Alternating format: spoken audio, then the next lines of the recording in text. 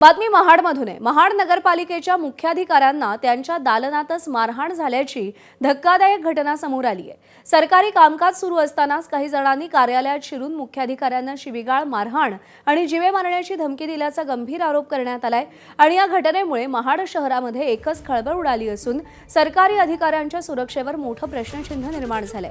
महाड नगरपालिकेचे मुख्याधिकारी धनंजय कोळेकर आपल्या दालनात शासकीय कामकाज करत असताना भाजप नगरसेवक सुरेश बामणे, राकेश पाटील आणि एका अनोळखी व्यक्तीने दालनात प्रवेश केला।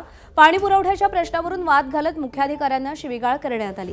यावेळी आरोपींनी त्यांच्या गालावर आणि डोक्यावर मारहाण केली, शिवाय कॉलर पकडून त्यांना धक्काबुक्की देखील केली। एवढ्यावरच न थांबता आता तुला सोडणार नाही अशी धमकीही देण्यात आल्याचा उल्लेख तक्रारीमध्ये करण्यात आला।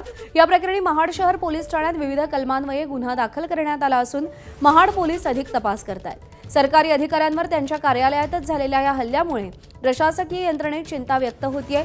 या प्रकरणात पोलीस पुढचा तपास करत असून आरोपींवर कठोर कारवाईची मागणी जोर धरतीये।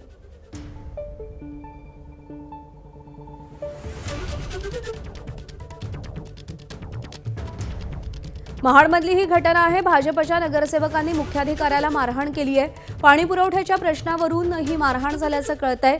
गालावर आणि डोक्यावर मुख्याधिकाऱ्यांना मारहाण करण्यात आलेली आहे। या प्रकरणी तक्रार देण्यात आलेली आहे। एबीपी माझा, उघडा डोळे बघा नीट।